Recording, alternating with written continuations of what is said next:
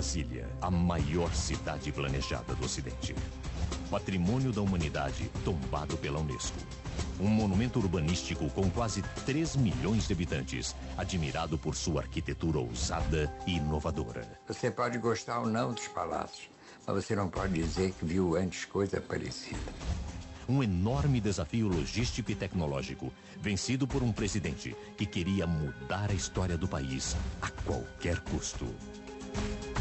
Parecia que você estava no Egito, fazendo pirâmide. Se houve um pequeno aumento na dívida externa para construir Brasília, se houve, Deus que abençoe essa dívida. A maior de todas as aventuras do povo brasileiro foi construir Brasília.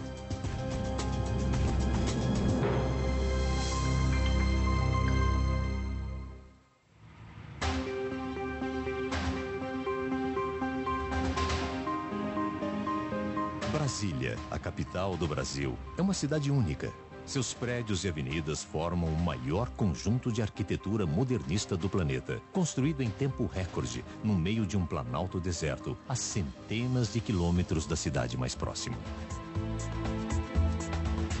Milhares de trabalhadores foram necessários para pôr de pé a cidade sonhada pelo presidente Juscelino Kubitschek e os arquitetos Oscar Niemeyer e Lúcio Costa. As curvas e ângulos dos edifícios, intercalados por grandes espaços vazios, fizeram com que o astronauta russo Yuri Gagarin descrevesse a sensação de chegar em Brasília como aterrissar em outro planeta.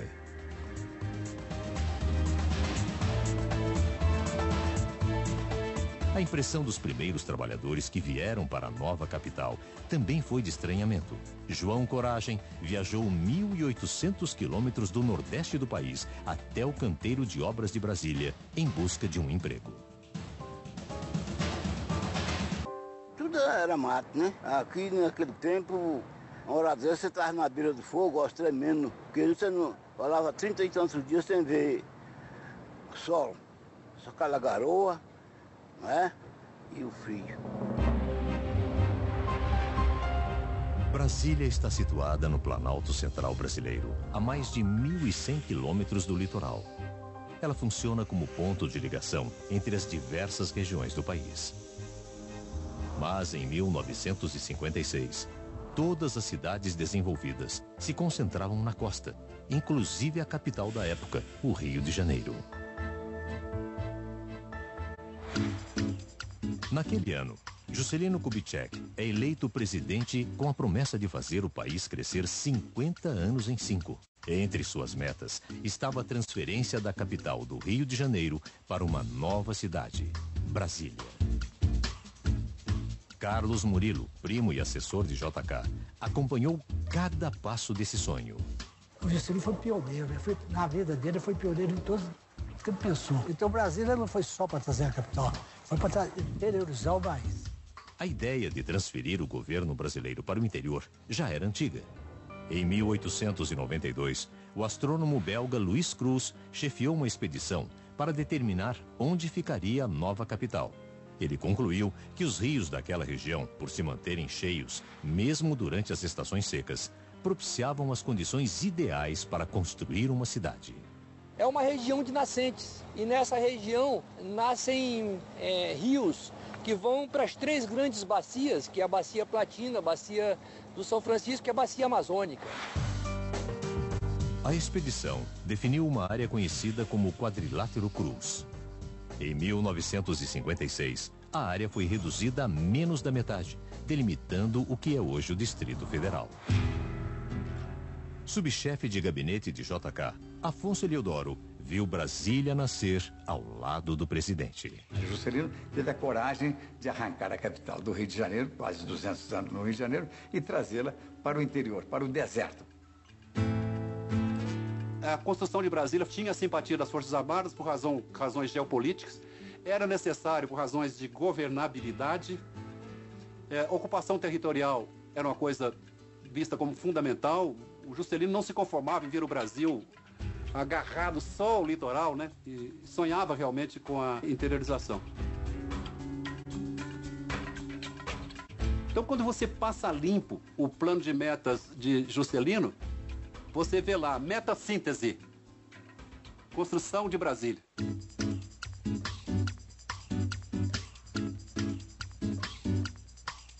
Juscelino Kubitschek criou uma empresa especialmente para a construção da nova capital, a Nova Cap.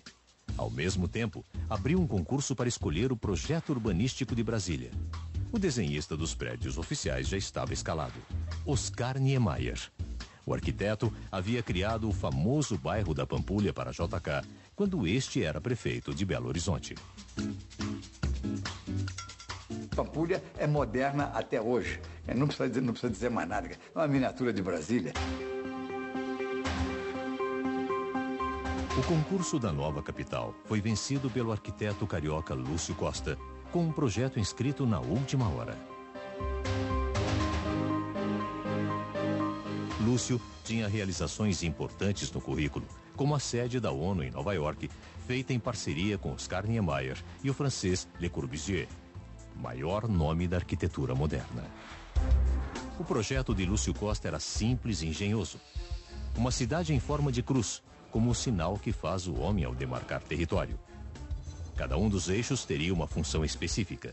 No eixo rodoviário ficariam os moradores e no eixo monumental, os prédios do governo. 2 eixos, um só cívico-administrativo, palácios, ministérios. Ao longo do outro é que fica a verdadeira cidade. A área residencial e comercial de Brasília é dividida em asa sul e asa norte. Entre elas fica o eixo monumental, uma imponente avenida com 250 metros de largura, onde foram distribuídos os prédios do governo.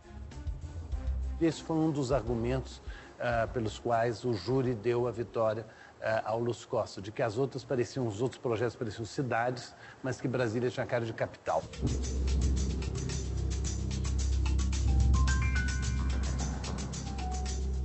O cruzamento dos 2 eixos no Planalto Central marcou o início da construção de Brasília. Juscelino Kubitschek começava o projeto que faria seu nome entrar para a história, mas precisava fazê-lo sair do papel rápido. Discovery Channel apresenta os aspectos mais impressionantes de Brasília foi a velocidade com que ficou pronta. Toda a sua estrutura principal foi construída em menos de 4 anos. Eleito com a promessa de transferir a capital brasileira do litoral para o interior, o presidente Juscelino Kubitschek fixa a data de inauguração em 21 de abril de 1960. A gente vinha aqui, não tinha nada. Mato, não tinha nada, né? Ele falou, ali vai ser o palácio, ali vai ser não sei o quê, ali. Quer dizer, ele já estava vendo tudo, ele tinha tudo na cabeça. O prazo apertado de pouco mais de 1000 dias para as obras serem concluídas ajudou Juscelino a ter carta branca no Congresso. Não por apoio, mas por descrença da oposição. Ou ele construía Brasília, ou ele estava liquidado. Eles falaram, não, nós vamos aprovar porque Brasília vai ser o cemitério do Juscelino. Começava a grande corrida contra o relógio. No seu curto período de construção, Brasília atraiu mais de 60 mil trabalhadores, entre operários e serviços de apoio. Todos eram bem-vindos. Brasília está a 1000 quilômetros de distância dos centros de abastecimento. Mão de obra zero. Quem é que veio? Vieram os nordestinos, formidáveis. Gente fantástica, trabalhadora. Vieram os mineiros, vieram os paulistas, vieram os cariocas, vieram os gaúchos, vieram gente do Brasil inteiro. Os trabalhadores foram apelidados de candangos, nome com que os escravos africanos costumavam se referir a senhores de engenho durante o Brasil colonial. Nós trabalhávamos 24 horas por dia, porque você estava dormindo e estava sonhando com obra. Queria que nego estivesse no pé do serviço, direto, né? Para fazer o serviço. João Coragem trabalhou nas escavações da Torre de TV, um fosso de mais de 40 metros de profundidade. E a gente não tinha coragem, né? E eu, graças a Deus, tinha coragem para descer, né? Eu estava com 20 metros, 25, chegava assim, não estava bom, tem que descer mais. Sem nenhuma cidade próxima para abrigar os operários, foram montados barracões coletivos para que eles dormissem perto das construções. Com a chegada de mais e mais famílias, surge uma infraestrutura básica de serviços. Em junho de 1957, o entorno de Brasília já contava com 12.700 habitantes. Um ano depois, em junho de 1958, era inaugurado o primeiro prédio da nova capital, o Palácio da Alvorada, residência do presidente da República. A forma inovadora de suas colunas acabou se tornando o símbolo oficial de Brasília. Eu queria uma arquitetura mais leve. Eu afinei as colunas. Os palácios começaram a aparecer apenas tocando o chão. O grande desafio de engenharia era fazer com que as colunas suportassem o peso do palácio com uma base muito reduzida. A solução foi elevar a proporção de ferro na estrutura das colunas para 20%, muito acima do padrão de 6% da engenharia da época. O responsável por tornar reais as ideias de Niemeyer foi o engenheiro, poeta e desenhista Joaquim Cardoso. O dia que a crítica começou a dizer que tinha ferro demais, o meu colega, que era muito inteligente, poeta, disse: não, um dia eu vou fazer isso aqui de ferro maciço para dar mais leveza ao palácio. Esta solução de Cardoso também foi utilizada em outros ícones de Brasília, como as colunas do Palácio do Planalto e do Supremo Tribunal Federal, que parecem estar flutuando sobre o chão. Niemeyer, ele quer muito que os projetos dele tenham um primeiro impacto. Da coluna do Alvorada ao Planalto, o Supremo, a Catedral, o que eles têm como característica? É que você pode fazer um desenho, quase uma criança pode fazer um desenho daquele edifício.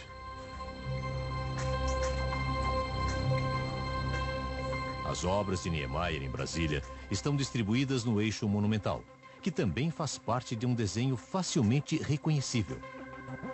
Lembra um avião. Lúcio Costa não gostava da comparação com o avião. Ele dizia que, no máximo, borboleta.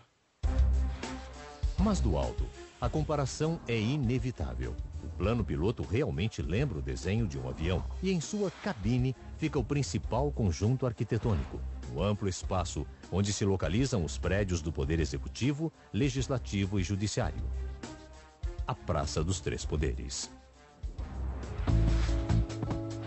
A ideia da Praça dos Três Poderes, da esplanada, era, no fundo, dar essa característica de capital. O Lúcio Costa queria era isolar essa parte do governo para que ela não fosse, digamos, poluída com construções de outros tipos.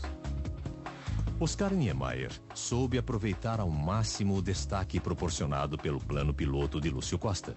Suas formas simples e leves tornaram-se uma marca registrada da cidade.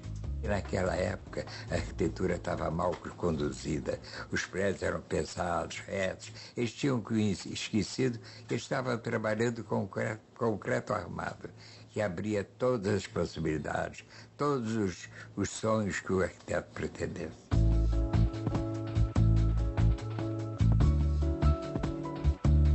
Niemeyer buscou causar surpresa também nos interiores dos prédios, convidando diversos artistas brasileiros para colaborar na composição dos ambientes. O Itamaraty, tradicionalmente, no Brasil, é o local onde o presidente da República recebe as autoridades estrangeiras. E o Niemeyer soube traduzir isso em espaços. Quanto mais tempo você fica aqui, mais você vê os detalhes, mais você vê como estão pensados os materiais, como estão pensados os acabamentos, como estão pensados a circulação das pessoas no espaço.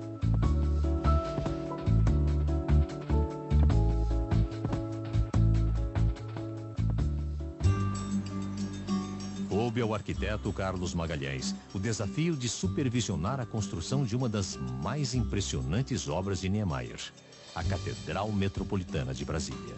Essa estrutura é fantástica, né? É uma descoberta incrível, porque é uma coluna que se repete 16 vezes e não é uma coisa monótona, é uma coisa rica, surpreendente, que é diferente de todas as catedrais que existem pelo mundo afora.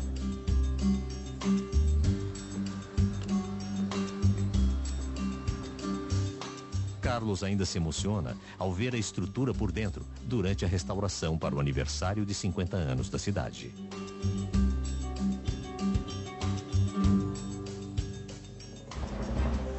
Niemeyer projetou uma estrutura de 16 colunas curvas que cobrem um vão livre de 30 metros de altura e 60 metros de diâmetro, sem nenhum apoio central. Para equilibrar a pressão das 1.400 toneladas do conjunto, foram feitos 2 anéis de concreto armado. O inferior evita que as colunas escorreguem para fora e o superior absorve a compressão no encontro das colunas. Eu garanto a você que a pessoa que mais se assustava era eu. Que eu chegava de noite em casa e ficava pensando como é que essa coisa ia ficar em pé.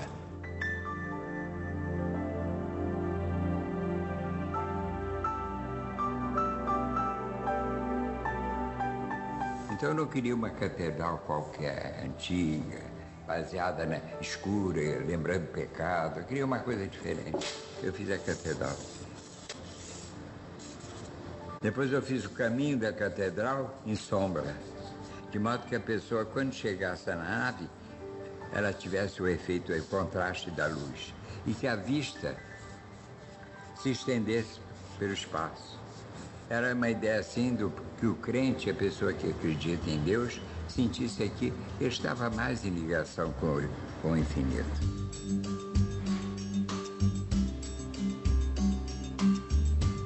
Com ousadia e imaginação, a nova capital brasileira foi construída para impressionar os homens.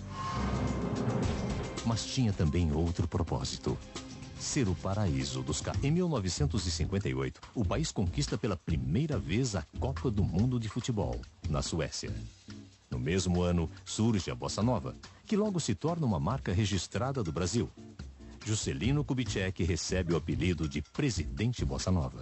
O JK percebeu que as condições mundiais favoreciam um projeto de desenvolvimento audacioso. E perceberam, por exemplo, que era o momento de acelerar ao máximo o processo de substituição de importações. Daí a indústria automobilística. O Brasil agora se apresenta numa fase extraordinária de desenvolvimentos. A sua dimensão imensa continental está sendo rasgada por estradas que ligam em todas as direções o solo brasileiro. As indústrias desenvolvem-se com uma rapidez extraordinária. A indústria siderúrgica, a indústria de automóveis e agora um movimento pioneiro que abala toda a nação, leva para o coração do Brasil um centro de cultura e de civilização que será amanhã a nova capital do Brasil, Brasília. Convencido de que o carro seria o meio de transporte do futuro, Kubitschek constrói mais de 4.500 quilômetros de rodovias para interligar as diferentes regiões do país à nova capital.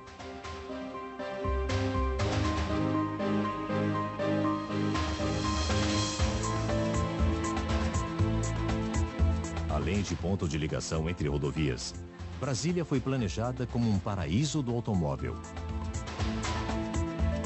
com avenidas largas e retas, sem semáforos ou esquinas.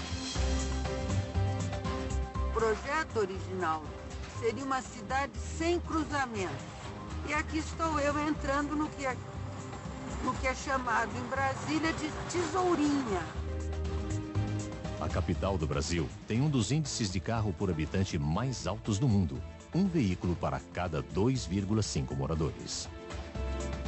Não é que as pessoas gostem do carro, é que nas circunstâncias específicas de Brasília, o carro é a melhor solução.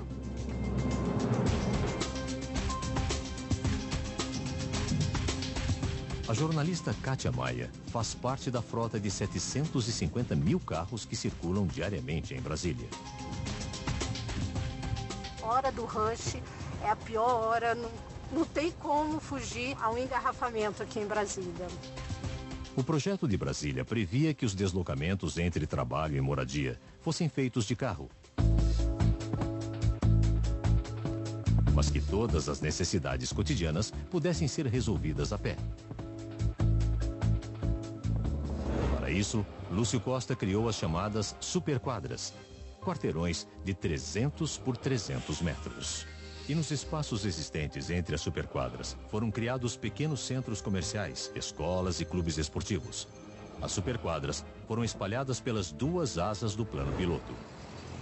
Foi até pensada para isso, né, Brasília, para que se criassem núcleos onde as pessoas viveriam, conviveriam. Então aqui mesmo, se a gente for ver, com uma quadra de esportes lá atrás, tem área para os meninos brincarem, e tem um comércio local, que é alguma coisa que supre as nossas primeiras necessidades.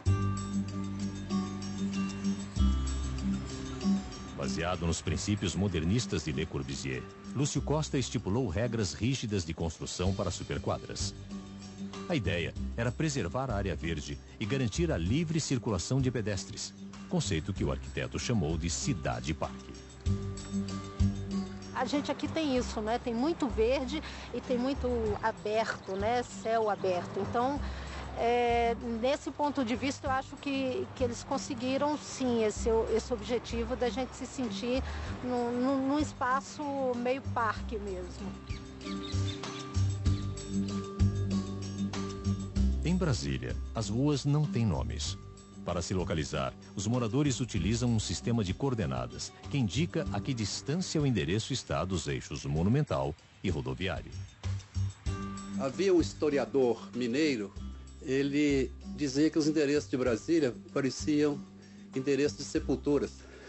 SQS 304. QI 19, conjunto 7. Na verdade, são coordenadas cartesianas. Quando a pessoa entende, ela chega facilmente ao local.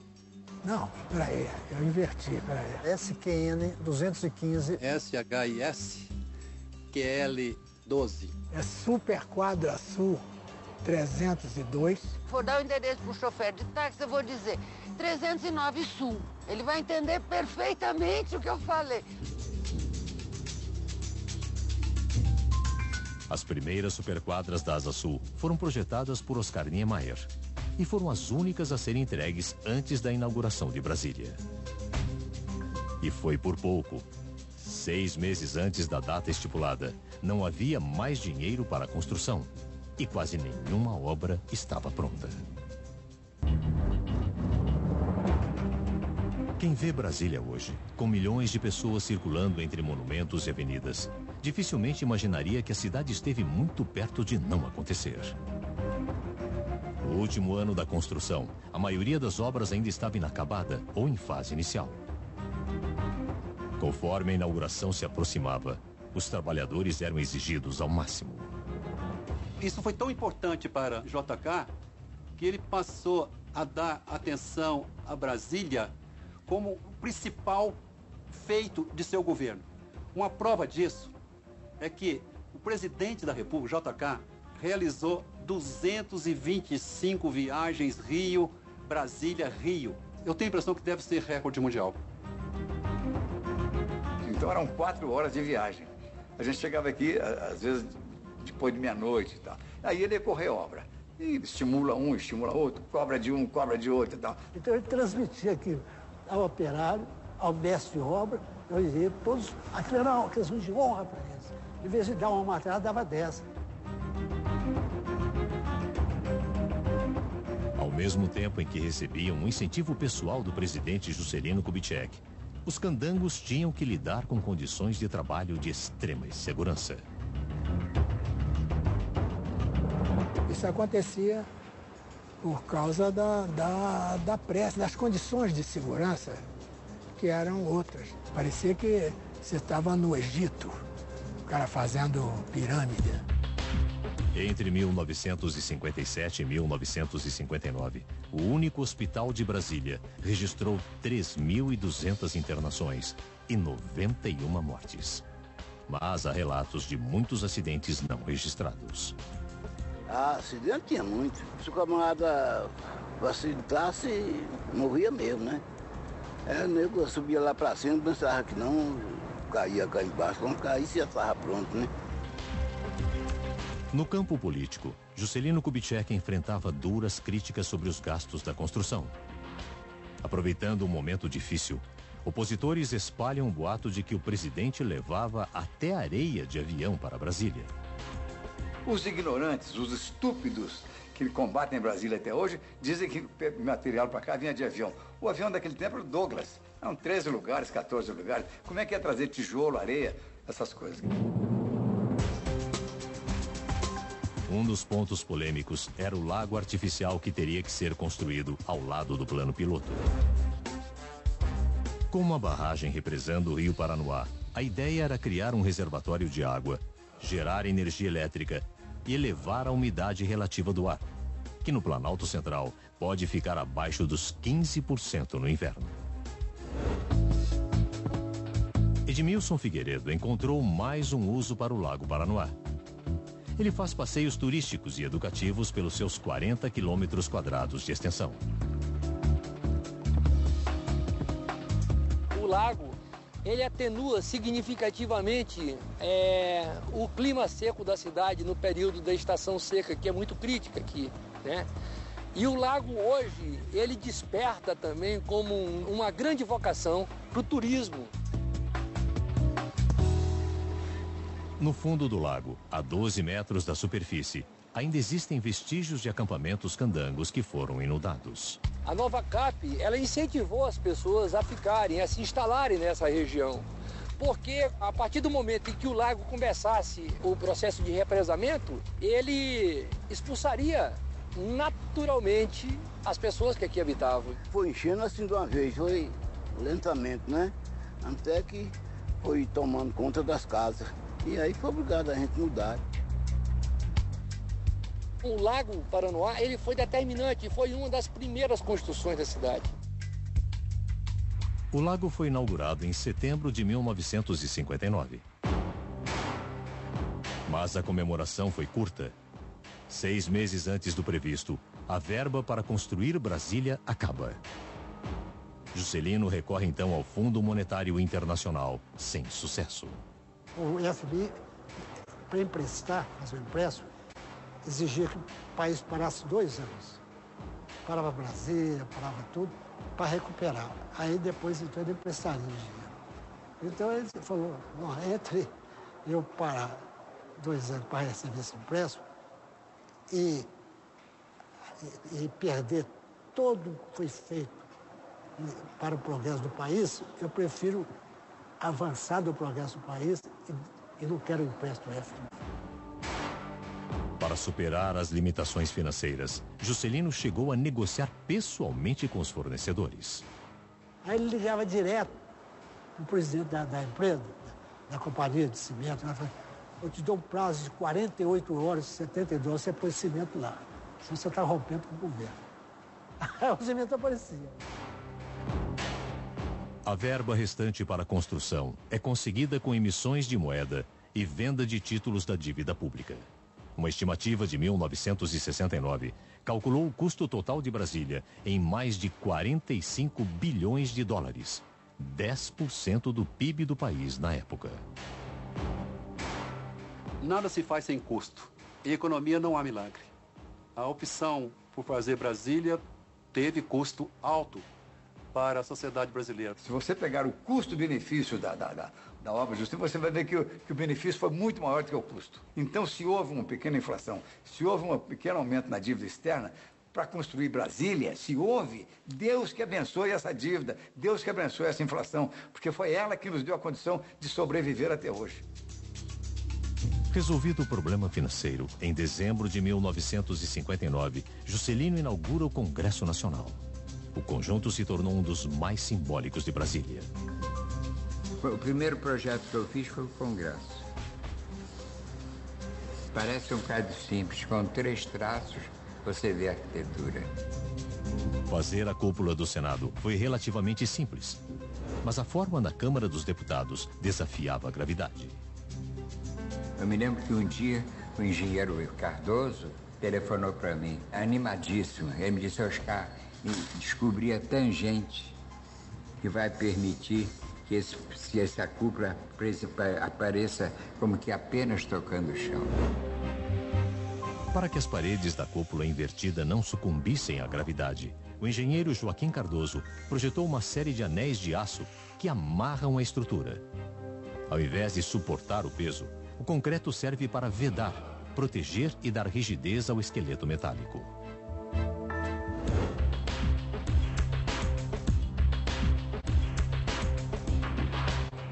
O senador Cristóvão Buarque conhece bem a rotina do Congresso.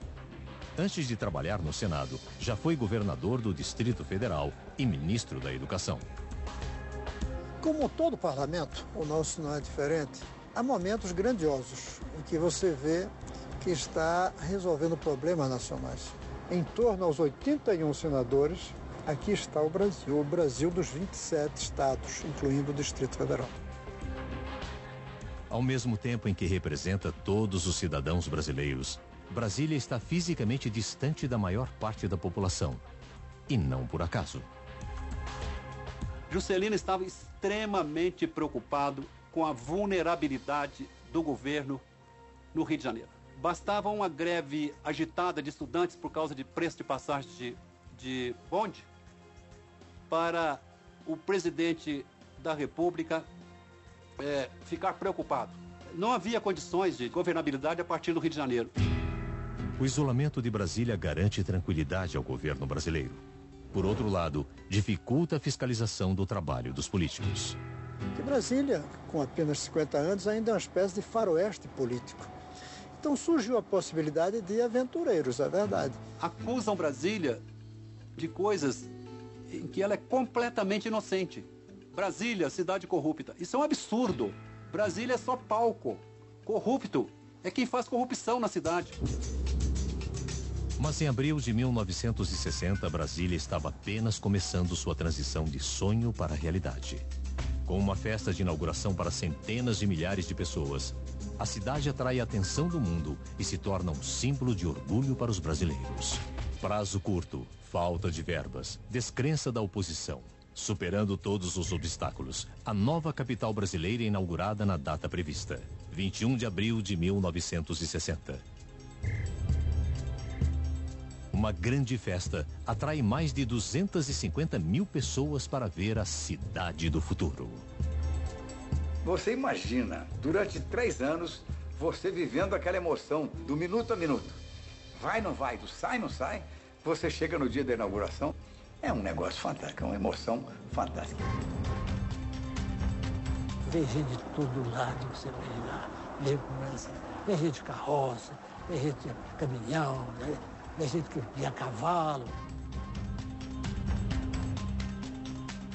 Foi a coisa mais apoteótica que você pode imaginar. E mais emocionante. Inclusive você vê o retrato dele, inclusive chorando, né, na missa. E à meia-noite, em ponto, se apagaram todas as luzes da cidade. A banda sonora começou a tocar o hino nacional, acendeu as luzes todas da cidade. Aí ele pôs a mão no bolso e começou a chorar. Agora, a festa do povo na rua, isso é que é fantástico. Quer dizer, aquele povo que fez com as próprias mãos a cidade, e que teve a glória de ver o presidente da República junto deles ali, inaugurando a cidade, que eles fizeram. É indescritível a festa popular. Eu achei bom a inauguração. Eu ali vim pro Palácio para nada. Mas se o dia era coisa boa para a gente beber, isso, aquilo, outro.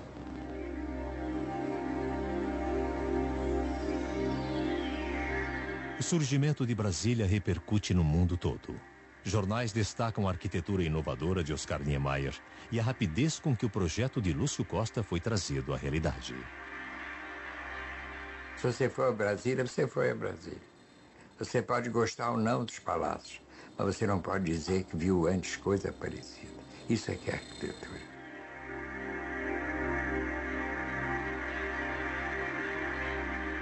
Você tem outras importantes realizações de urbanismo no século XX, mas nenhuma tão completa. Por exemplo, você tem a Chandigarh, do Le Corbusier, que é extraordinária, mas que, evidentemente, é uma capital regional, é uma cidade menos ambiciosa, digamos. Brasília tem essa característica de tudo planejado.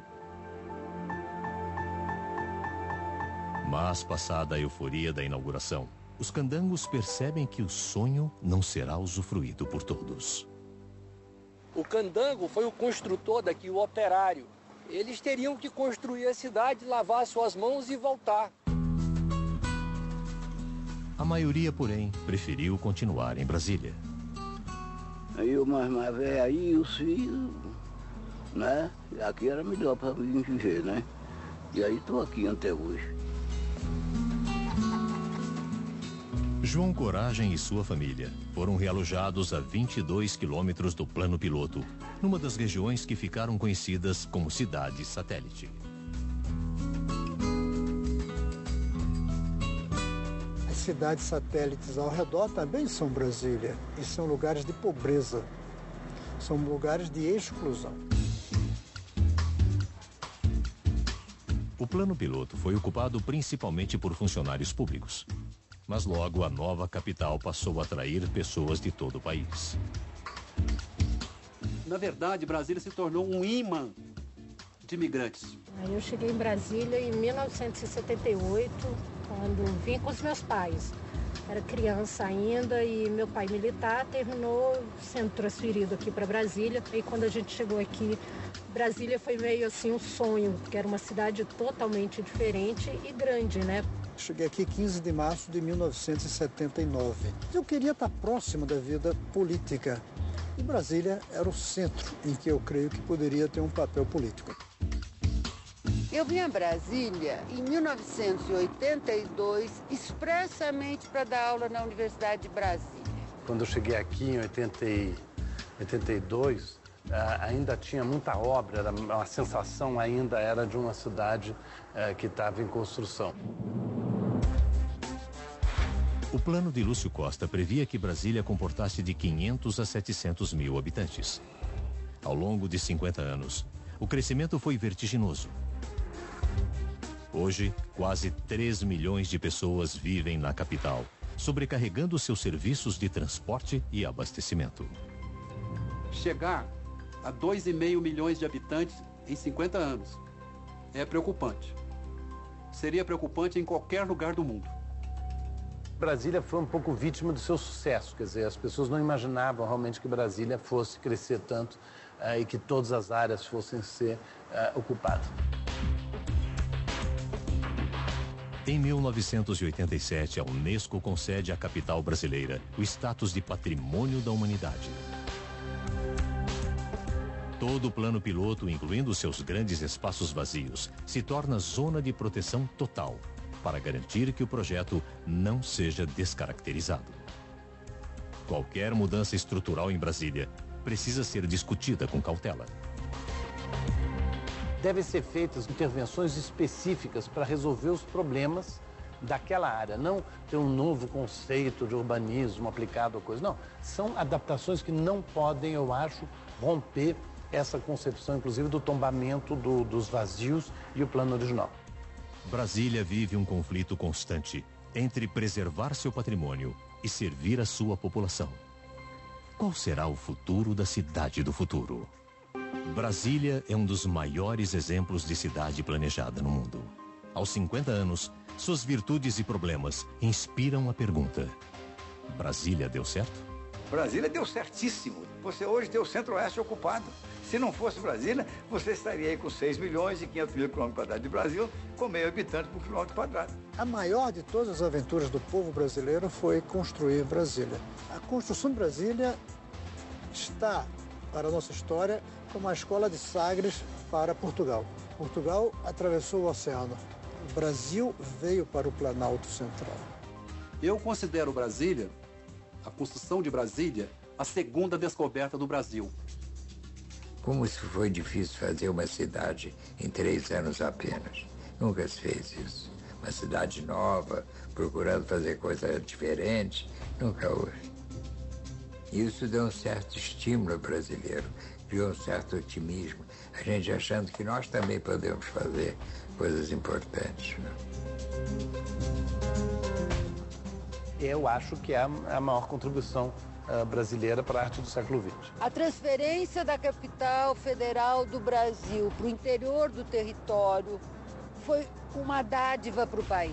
Essa dádiva foi pensada por muito tempo, mas foi realizada por um homem de grande coragem política. Em agosto de 1976, após um período exilado do país, Juscelino Kubitschek morre em um misterioso acidente de carro no Rio de Janeiro. O Brasil vivia sob ditadura e o regime militar planejou um enterro discreto, mas que acabou se transformando em uma demonstração de gratidão da cidade para com o seu fundador.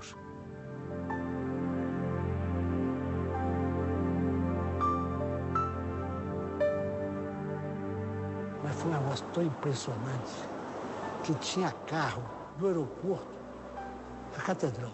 E a missa foi um negócio assim, tinha mais de 100 mil pessoas.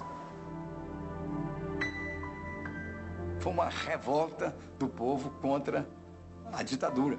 Então mostrou que o povo queria realmente o Juscelino. O Juscelino era um homem querido.